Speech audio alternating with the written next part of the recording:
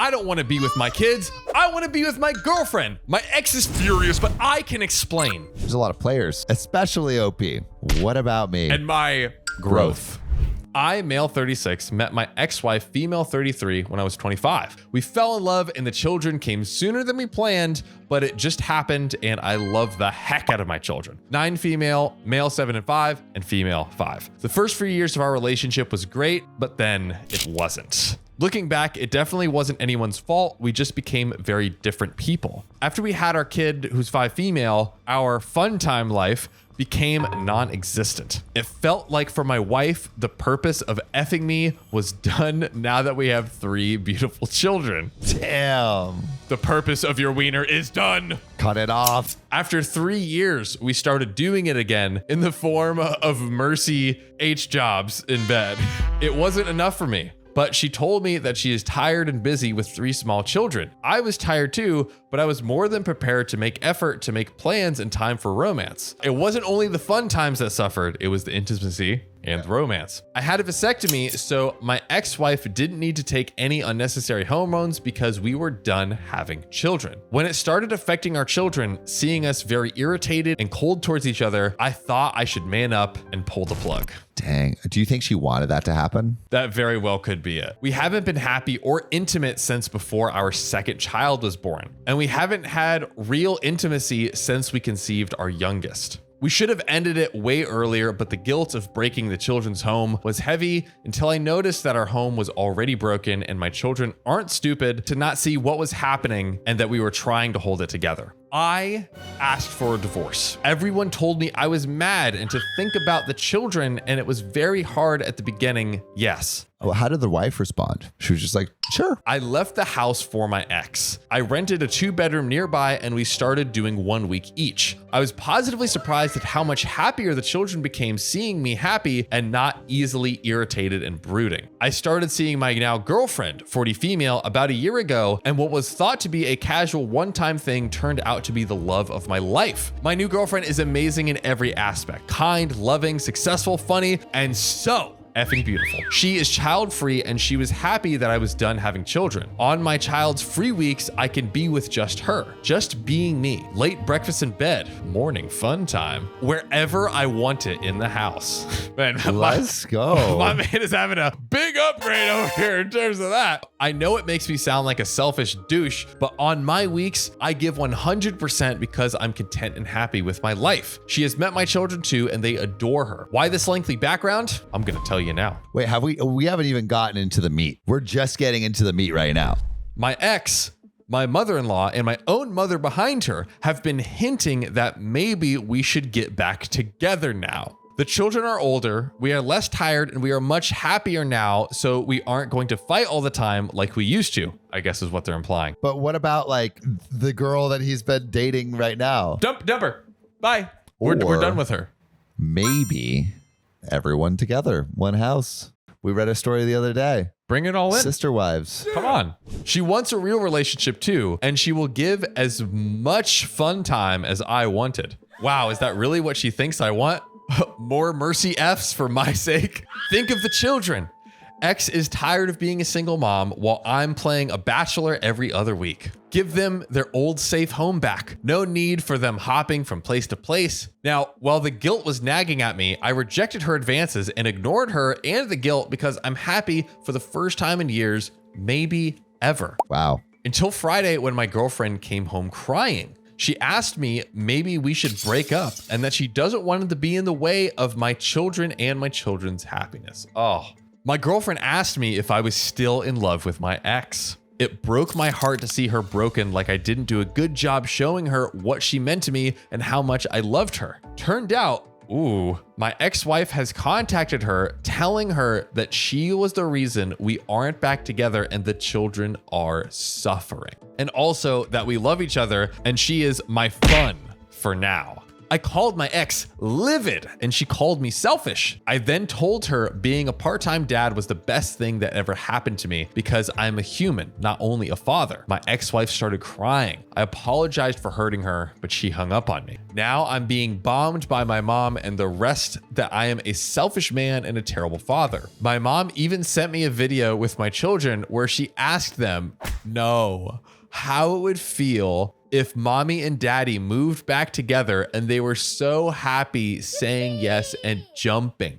Bro. That is a queen move right Dude. there. Like not queen as in queen, but like the evil chess evil master chess power. pulling the strings. Wow. I can't forget my daughter's face lighting up with happiness at the prospect. This video was sent to my girlfriend as well. No. And now she is distant and broken. So messed up. Jeez. I hear her cry whenever she thinks I don't hear her. Am I being wrong here? Am I being a terrible parent? No. What my family doesn't understand is that my children's happiness is now the result of me leaving our toxic, depressing existence. But how can you explain that to small children? We got a comment and some updates, but OP asked the question, and I think we should answer here. Everyone watching, Sam, is OP being the a-hole right now? No, I mean, put your answers in the comments, but no, not in the slightest. Not in the slightest. Like, there's like that whole idea where it's like, oh, we got to stick together for the kids. But like, if you are miserable and are not able, because of that misery, you're probably a worse parent. Yeah, I agree. You know, you would be better if you were happy. Your happiness affects how well you can take care of your children, how well you can show up for people. I think if you're a happier person, you can show up better for people. It's also crazy that, like, I don't know, the ex is just like going so far. And his own mom, dude. Yeah. My goodness. Yeah. I wonder why the mom is on the ex's side. Right? Maybe she's just like sus. Like we've seen these like weird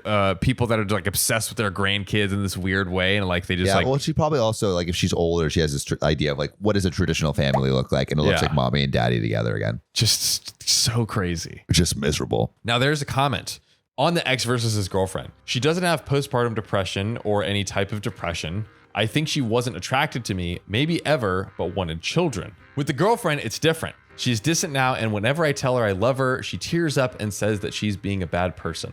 So yeah, I'm losing both my children and the love of my life here. Another question. Are you and the mom shouldering equal responsibility for the kids? Like, are you taking them shopping for new shoes, remembering to schedule their dentist appointments, handling school emails, etc.? Almost all these things are done by me. Even on her weeks, I drive the kids to school because she doesn't want to get up that early. And then the final one, isn't your ex also single every other week? She is, yes. Her summer fling didn't work out, so I am the backup plan. Yikes.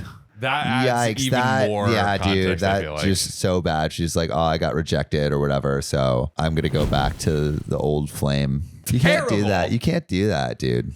Especially with the kids and yikes. And using the kids as like an emotional ploy. That's the most evil thing, I think. Evil. On to the update. Thanks everyone for the advice and suggestions. I'm overwhelmed with the support I got here. Here's my update, but before I want to address the elephant in the room, and that is that I have stepped my toes with some bold statements about being divorced. I think the more expected and virtuous approach is to be devastated and guilt-ridden. My experience is something else, however, and I really tried to be genuine and honest here. Divorce is hard and terrifying. Many people, both men and women, hesitate and stay way longer than necessary because of one reason or another. I can't tell all unhappy people to get divorced since I don't know what y'all's situations are, but for those who can, do it. I was trying to explain what I have discovered, the positive side of having shared custody, because only the negative is talked about. I'm sure many divorced people get what I meant by having every other week child free is awesome. We are humans with feelings. Our love for our children doesn't stop or take a break when they're out of sight. They don't need to be present for us to love and think about them. I will double down and say that being a part-time parent is just awesome no matter the gender. It's okay to feel that way, and you are not a lesser parent for it. I'd be curious from everyone in the comments if anyone's gone through that experience. Statement. How do you feel about that? Have you been through a similar situation and felt that way or didn't? Very curious. So let us know in the comments, y'all. I have talked to my mother about what she did. She was very remorseful. Apparently, dad has had a talk with her about this too. He was shocked at what she's done. And she seems to have realized the seriousness of what she might have done. Maybe, but I don't know if I trust you. Dude, how could you? How could you after that crazy manipulation? I took her apology, but I was firm on my boundaries that I didn't want her to be in my children's life for a while until I have sorted out their feelings and talked to them. She was reluctant to acknowledge my girlfriend, however, and I made it clear that after the children, she is my priority before myself and definitely before her, my mom. Wow. So how much she wants to be in my life depends on how she respects my life and the people I love. Dude, some hard love, hard truths to mama there. I have talked to my ex-wife too. I made it clear that under no circumstances is she to ever contact my girlfriend again. I told her that this was still a new relationship and any contact is going to be with me. I told her that my girlfriend has nothing to do with my decision of divorce. I have no romantic feelings for her and that I know she doesn't have any feelings for me either. She wants me out of convenience. I don't. Bitten facts. She started crying and telling me that I didn't get to tell her what she's feeling. I agreed and apologized. I told her then I will only speak on my behalf. I want us to be friends and to raise our children to be the great people they're on the path to becoming. I don't want them to be used as pawns in the sick game she and the mothers have been playing. I will not allow it and will do whatever it takes to protect them. I suggested that we start family therapy because I needed her to understand the turmoil her and my mother put our children through. I never want that to happen again. She told me that she didn't want my girlfriend to be in their lives yet because she didn't know her. Fair enough, but I reminded her that our agreement is that when a relationship is serious, that's when we introduced our new partners to our children. And this is going to happen eventually, so she better get used to it. I also talked to her about me not going to take her workload on weeks, meaning that I won't be dropping by every morning to wake up the children and take them to school. She will have to start waking up in the morning like any other parent out there. About the food, I will send home cooked food with my children on the weekends they're with her because I know that I can't demand her to cook, but at the same time, I don't want my children to eat junk food. About me mentioning that her home is a pigsty, I know that my eldest daughter has mentioned that it wasn't always pleasant at mommy's house, but again, now I don't live there to clean. I can't demand my ex to live in a way she doesn't want to. I mean, but can't you? Like, isn't there some like custody stuff? Oh, that's a good question. Yeah, I wonder legally. I don't know. Yeah, like you have to keep a certain level of cleanliness. Yeah, it's is it messy or is there mildew? Is it a danger to the children? I guess it's probably like a weird area I can imagine. I have, however, offered that on Fridays, my children will go home to spend time with her on those weeks. I will send a cleaning service so the children have a somewhat clean environment. She agreed. She was angry about having to wake up early, however, because she usually starts work at 10 a.m. I guess she will have to adjust. About my girlfriend, we were supposed to spend the coming weekend together with the children, but I will respect my ex-wife's wishes for now, at least until we have gone into some therapy sessions with the children and I can bring it up again. She is spending the rest of the week with me, however. I know that she feels guilty. I have tried to explain that she has nothing to do with whatever has happened and that she was dragged into the situation without any reason because with or without her, I would never go back to my old life. That I left this marriage before I knew she even existed. I don't know if she believed me or felt reassured. She just said that she loved me. I apologized to her and I will try to make her feel comfortable with me again. I guess this is one of those tests relationships hit and we shall see if our connection is strong enough to overcome this. And I think that it is. And there's one comment left here. More on the kids and how they feel with their mom. Not exactly a crappy life, but a more chaotic one. My daughter expressed that she preferred less chaos, but it isn't like any of them are suffering. She loves her children. Okay, that's good. She does feed them, it's just not the type of food that I would want them to eat. This is complicated because she isn't wrong in not sharing my ideas of what cleanliness and quality is, but I have offered to make some meals and she agreed. The rest of the week, they eat what she offers, which is McDonald's, etc. That's pretty bad though, on McDonald's only. Yeah. Woo! Pretty bad. Man. So we've already asked if OP was the a-hole. Do we think that OP is approaching this situation right? Yeah, I would love to know your comments below. One of my questions is, do you think OP can expect his wife to feed his children to a certain standard? Yeah. Right? Because McDonald's every day is not healthy. Like that's like it's pretty bad. Yeah. And so like it feels like OP could demand somewhat, hey, let's give them actually good food. He's probably having to pay alimony. Like, is that alimony not going to good food for his children? Right. Or maybe she's paying alimony to him. But like, I don't know. That feels like something that you could demand. I wonder if there's anything like legally, like with whatever the agreement is with the kids, where it's like, I would love if anyone has any insight on that. I would love for you to like put in the comments. Definitely. And if you have any stories about your own divorce or are going through a divorce as a kid, let us know in the comments because I feel like it would be super relevant to the story that we just read. So call us at 440-508-6567 so we can hear that freaking story. But John, I think I got another story for you up my sleeve. Hit me with it. Boyfriend abandons his girlfriend and then demands a room in her house, and it gets so much creepier. Man, you got the audacity. This isn't my ex, but my best friend's ex. She, the best friend, and I have been friends for years and live together now. And now we live with my parents who adore her like her own daughter. And I got her permission to post about this. So I guess we have permission to read it to you. Yup. My friend, 30 female, came to the US from Latin America at 19 as a student. She also started dating her ex, 29 male, after many years of hanging with each other both during vacations and online. I knew them both since high school, and they seemed good together. She tried to convince him to move together a few years before their breakup. He was living with his parents who wanted him to leave. Nice. At this point, she had already finished college and had a job in the US that granted her a visa. He had to quit college and work part-time. From what I can gather, he didn't want to leave because his parents' place had free food and no rent. Never move out, bro. Never move out. I think I'm sensing a pattern. So instead, she asked me if I wanted to move with her so we could afford a bigger place. I said yes, and we moved together, adopted a cat and a dog, and pretty much became Grace and Frankie. Around the start of the pandemic, things got bad for them. This is what I was told and what I saw. They never talked or hung out or anything. I was in a breakup at the time myself, so I wasn't really on top of it since I had my own issues, but my friend cried so much. She didn't even get a happy birthday. After a year of no contact, she assumed the relationship was over. After a year?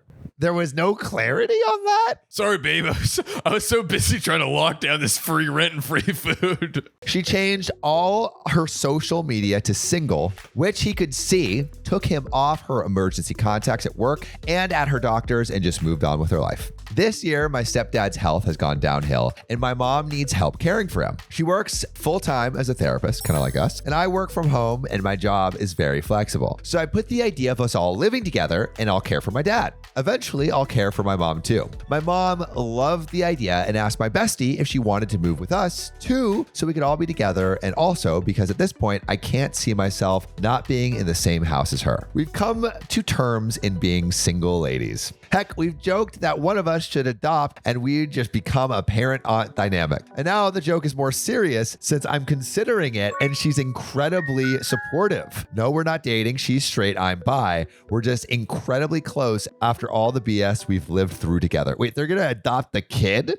I mean, there's platonic life partners. CNBC True. Make It did a great video on it, and they profiled the finances of life partners. Whoa. Yeah. We found a perfect house, 4 bedrooms, 2.5 bathrooms, even enough space for a yard, everything we need. And we got it after a bunch of difficulties and arrangements. Since I don't have immediate plans for adopting yet, I have a ton of paperwork and years of planning ahead. We made the extra room into our office/gaming hub. We both work at the same place, totally not in purpose. They were hiring and we both needed visas. And as proud first-time homeowners, we posted pictures. Her ex, who by this point has been MIA for 3 years, messaged her saying he was so excited to move into the new house. Sir? That is bananas. She told him this is her house with me and my parents. He said since they were a couple, she should kick me and my parents so he could move in. 3 years after they just split effectively. Stop talking. I want to point out that my parents bought the house. We, friend and I, will pay them our parts over the years. And if she decides to move out, I'll finish paying and I'll buy her part out. This is all in paper and signed. So she obviously told him he was not moving with us and that he ghosted her. So there was no relationship. He went on a tirade that he never broke up with her, that she was abandoning him, that she never cared about him, etc. I got pissed off, took the phone from her and told him he could live in a bear cave for all I care, but to leave my friend in our house alone. He went ballistic and began calling us some names referring to the LGBTQ plus community. Oh my God. That would probably get this post flagged, so I'll leave it to your imagination. My friend started crying, and I was absolutely done with him. I never thought he was abusive, but my friend confessed to me that this was not new. He always had issues with the two of us living together and accused her often of cheating on him with me. We ended the call, and I told her she needed to block him for our own sanity and her sanity too. She deserves so much better than this man-child. She got me to leave my abusive ex when I was in high school. She took me to the hospital when he beat me up and called my parents. My friend is family, and I'll be unalive before I let some mustard with commitment issues make her suffer. Since then, he's gone on a major campaign in our friend group to say my friend abandoned him and left him homeless since apparently he canceled his lease after he saw we bought a house. He also claims we're lesbo Satanists that probably abuse our pets and are mooching off my parents. Most of my friends know the story and know my friend and I moved together at first out of necessity, then we just don't see ourselves not living together. So yeah, my friend's ex is a nutcase, and if he ever gets close to her again, I will personally give him a free vasectomy. And there is an update, some two juicy updates. Ooh. Actually. I love how he said that they were mooching off their parents when he is mooching off them. Literally, he's like, oh, I don't want to leave because it's free rent and free food. And it's like, yeah, he's mooching off his parents. Bruh, so intensely, dude. Make it make sense. I just don't understand how he could come out of the woodwork after 3 years and be like, could you imagine? Saw you got that house. I mean, we're about to get a house right now. That's right. I wonder who's going to come out of the woodwork when we make our Instagram post. We do Love Island with all of our exes. Oh my God. Or The Bachelor. Dude, I would be a highly paid Patreon member to see Sam do Love Island with his past lovers. Yikes. There is an update, so let's get into it. Hello, everyone. Some people asked if our friends knew where the ex was hiding for 3 years, and I was actually curious. Since I was down for the count at work today, I had some time to check in with my friends and find out more. Apparently, my bestie did ask them, but they didn't know. From what they tell me, he kind of got back into everyone's life in the last year or so, but he was part of the friend group because they were bestie's friends, not really his. I don't personally know many of his own friends, to be fair. So he's kind of like weaseled his way back in over the last year. He's been doing some recon. Wow. I did track down the ex's sister thanks to social media and poked her for info. She's very nice and always treated my bestie right. I told her what her brother did, and her response was very interesting. Apparently, the ex was dating other girls until his parents decided to move outside of the United States of America. He's now living in a friend's couch. Last she heard was a couple of days past when they went out for coffee. He was saying he got a brand new house and was going to be moving in this week. What the As far as she knew, my bestie begged him to take her back and let her live in his house. I did correct her and said that, no, bestie is living with me and my parents in our new house. Her reaction was, of course he lied, and just thanked me for letting her know he was bullshitting. Aside from that, I do want to report we are safe. He doesn't know where we live, and most people don't because we're not really ready to open Pandora's box and having friends come over. We also need time to figure out who we want in the know. We won't be going to the police unless something serious happens, just because this is technically not a crime, but we are going to keep recordings and print text conversations if he ever tries anything. We have all our papers in order, and just in case, I plan to contact our company's HR so they know the situation. The company we work for can provide us free legal counsel if things get bad, which is awesome. That's a really nice company. Yeah, for real. And John, there is a third juicy update. For a bit, it was actually pretty calm. She did cut contact and block him as many suggested. And between the two of us, my bestie and I did some howling in our friend group of people we knew were passing information to her ex, cutting out all the double agents. We've settled in the new house together, and she actually gets along better with my parents somehow than I do. Guess she's the golden child now. Sadly, eventually, we had to adult and get much needed food. We went to Walmart in town together, and by some bad luck, we crossed paths with her ex. I wish all of it was just awkward glances at each other in the way, but no, at first he tried to talk to her.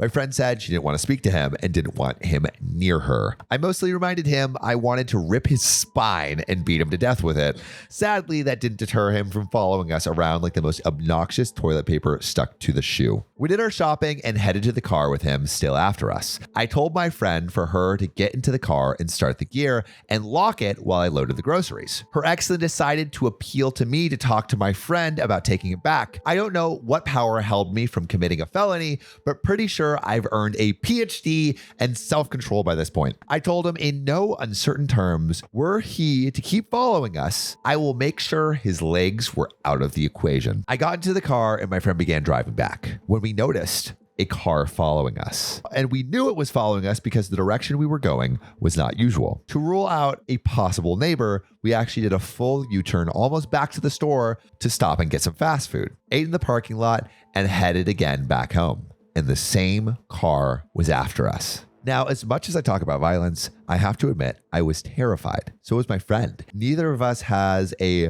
bun permit. Best we carry is a can of pepper spray. And we know her ex does have buns. So yeah, we were not comfortable at that point. Instead, we headed past our neighborhood and following the usual advice from TV, drove to a police station. And I got scolded about the confrontation in Walmart's parking lot. The reason we know it's her ex was because when we got home, she got a call from him in a new phone number saying, I know where you live now. We immediately called the police, so there's where we stand. Cops just left a few minutes ago, and my brother is going to be staying over for a few weeks until we get the RO and some sturdier locks. Also, I want to clarify a few things. A lot of people asked why originally my friend took a whole year of being ghosted to accept the relationship was over, which we were asking too. Why?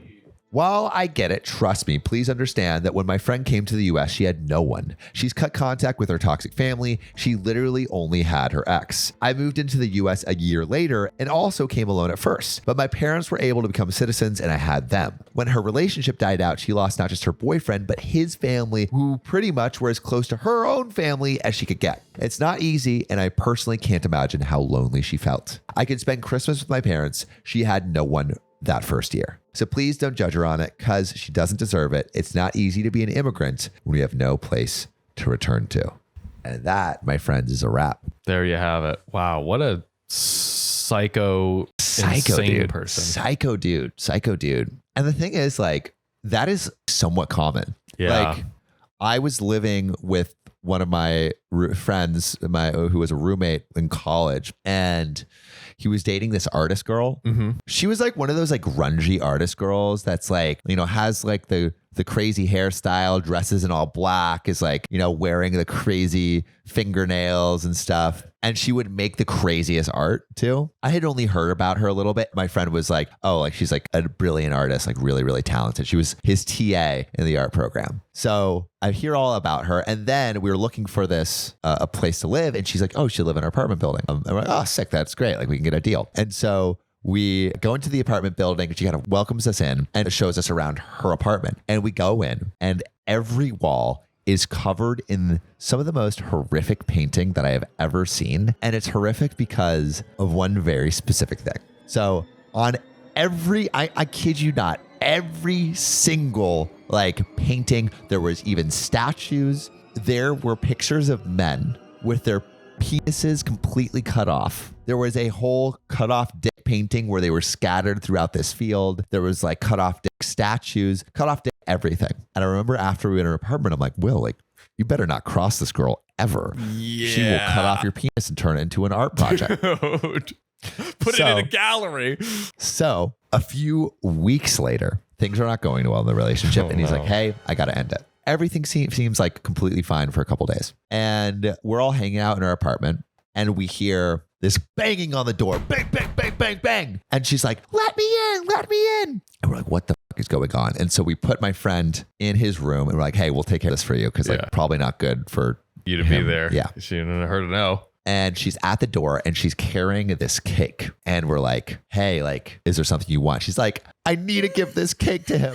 I need to give this cake to him. And I'm like, hey, I don't think it's a good idea for you to come, but maybe we can set a time for you guys to talk later. I just don't think it's a good idea. She's like, no, I need to give him this cake. And we're like, hey, I don't think that's a good idea. She throws the cake on the ground and tries to line back her way through us into her apartment. She successfully, because she sprung on us, she successfully gets past both of us and is running towards Will's room. And we like grab her and we're like, please get out of our house. Like, this is not okay. And then as soon as we grab her, she goes limp and just like drops on the floor and will just like not move. And so we literally have to drag her screaming out of our apartment and lock the door behind us. And she did not leave. We drag her out and we're like, girlfriend, you cannot come in. And so we go back, lock the door, and she was literally banging on our door for probably until 2 a.m. And then we would go out to this Japanese grocery store across the street, and she would follow us into the grocery store and just like a White Walker, a zombie, be like 10 feet back and just look at us and follow us around. It was crazy. It was the most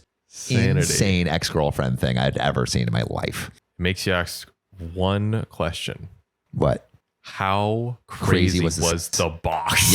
Yeah. Probably crazy. Probably super crazy. Oh. He did say it was like pretty nuts. What is it? The carpet matches the drapes. Yeah.